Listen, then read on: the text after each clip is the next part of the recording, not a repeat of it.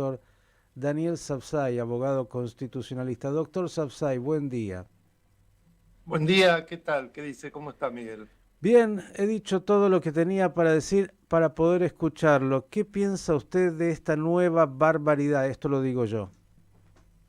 Bueno, realmente me parece algo gravísimo. Se dan las dos causales, en realidad, para iniciar un juicio político, porque por un lado hay un mal desempeño explícito, que es la primer causal de juicio político reconocida en la Constitución contra un presidente, y lo segundo es la comisión de delitos en el ejercicio de la función. No tengo dudas de que hay una cantidad de delitos que a partir de esa declaración espantosa, que no tiene realmente antecedentes, donde parecía que hay inclusive una incitación al suicidio de aquel fiscal, donde se miente sobre la justicia dicho en relación a la muerte del fiscal Nisman, que ya en varias instancias y varios de los fiscales más serios han afirmado que no se trató de un suicidio, sino de un asesinato. Él ha cometido delitos. Esto respecto del presidente. Respecto de la vicepresidente es diferente la situación y le explico por qué. Habría que finalmente acceder a ese expediente que está entre 7 llaves en una caja numerada del Banco Provincia de Buenos Aires, que son precisamente los antecedentes, el dossier de ella de la Universidad de La Plata, de la Facultad de Derecho de la Universidad de La Plata, que nunca se pudo acceder. Recordamos ¿Por que qué usted digo sobre esto? esto tuvo en su momento toda una historia muy larga con este tema del famoso título o no título de abogada, de la exitosa abogada. Claro, yo no dije que no lo tenía, yo dije que quería que lo mostrase porque tenía serias dudas de que lo tuviese en razón de los errores jurídicos en los que ella había incurrido precisamente en ese momento, ya hace varios años, comentando un proyecto que se había presentado de su autoría. Ahora ha incurrido en peores errores, porque en este stand-up que se mandó en el Senado, es impresionante los errores que comete, hasta tal punto que se autoincrimina, incrimina al esposo, incrimina a todo el peronismo, y hasta reconoce que el peronismo siempre ha robado, todo en aras de lograr que a la oposición, particularmente Macri, Calcaterra, Caputo, también sean incriminados. Es decir, por el odio hacia ellos, esto le rebota contra ella y contra su marido, porque habla, por ejemplo, en el caso del CEO de Clarín, de negociaciones que se habían llevado a la sombra entre su marido y esta persona, lo cual evidentemente está reconociendo de que se llevaban a cabo negociaciones ilícitas. Es decir, muestra una impericia en carácter jurídico que realmente es muy, muy sorprendente. Habla de alguien que, a mi modo de ver, cuesta mucho trabajo pensar que sea abogada y que se haya recibido en una casa de estudios de alta jerarquía, como es la Facultad de Derecho de la Universidad de La Plata, en particular en aquellos tiempos que gozaba de un gran prestigio. Me van a decir, sí, pero fue sobreseída en este caso por el juez, ahora me olvido el nombre, bueno, no importa. Yo creo que lo hizo porque tenía tantas causas contra ella, que de hecho fue el que más el tábano que más efectivamente logró condenarla, que si hubiera también ido en este caso, se hubiera dicho que había una particular, digamos, actitud de encono contra esta mujer y ella le hubiera venido bien. Está hablando de ¿Por qué digo Bonadío, esto? ¿no? De Bonadío, perdón, suerte que me había olvidado el nombre de Bonadío. ¿Por qué digo esto? Porque si uno observa lo que ella presenta como elemento respaldatorio, es un certificado analítico lleno de errores. Por empezar, aparece una foto pegoteada sobre otra con la cara de ella, pero pegoteada sobre la foto de otra persona. Pero además no se dan las correlatividades.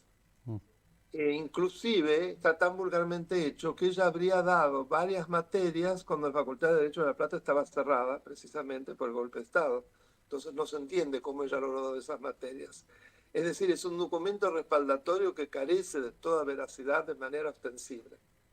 Entonces, acá hay que exigir que se acceda a esa caja que nunca se permitió porque se consideró que eran datos sensibles cuando son datos públicos y que solo se podía hacer con el consentimiento de la interesada. Ahora yo me pregunto, si yo tengo un diploma y se me dice que no lo tengo, inmediatamente lo muestro, ¿cuál es el problema?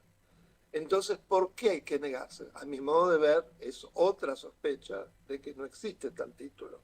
Como así bien que, si bien ella habla de ser una abogada exitosa, nunca aparece en ningún lado un escrito firmado por ella. Integraba el estudio de su esposo y de un tal Ortiz de Zárate, y sin embargo ella aparentemente hacía de amanuense, porque nunca firmaba. Entonces, ¿de dónde le viene ese éxito tan grande? ¿Que dictaminaba? Tampoco se conocen los dictámenes. Me extrañaría que una abogada tan joven, solo por dictámenes, ganara semejante fortuna. Entonces, por todos lados creo que la situación de ella es diferente, que finalmente debería haber un orden judicial que exija la apertura de esa caja secreta. Doctor Sapsay, yo decía que cuando un médico ejerce mal la profesión, el cuerpo médico de alguna manera le puede retirar la licencia.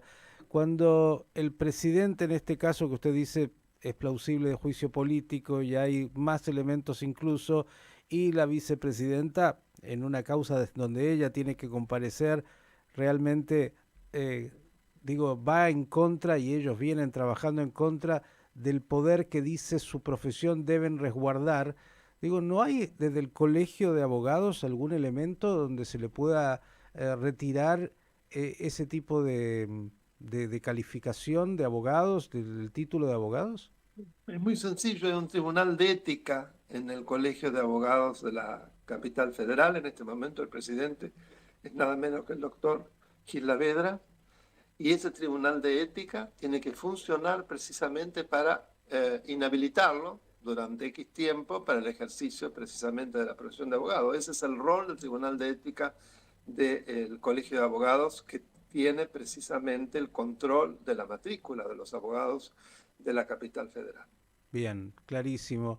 Y lo último, ya que estamos, hacemos un poco de periodismo, usted habrá visto lo que dijo ayer el presidente, de que él tiene absoluta certeza de la inocencia y de, ¿cómo dijo? La honestidad, ahora me acordé, la honestidad de la vicepresidenta y bueno, de alguna manera además agregó esto de no vaya a ser que el fiscal que la acusa vaya por el camino de Nisman.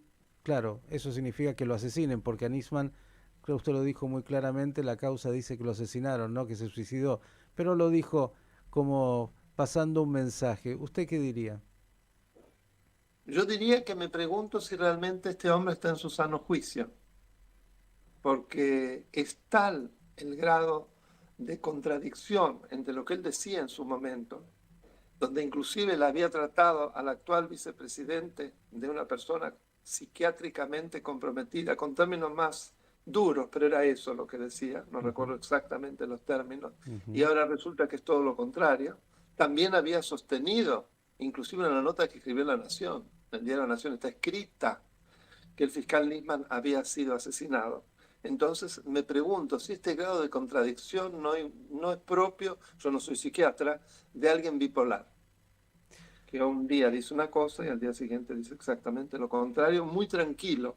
Me pregunto, tengo derecho a preguntarme.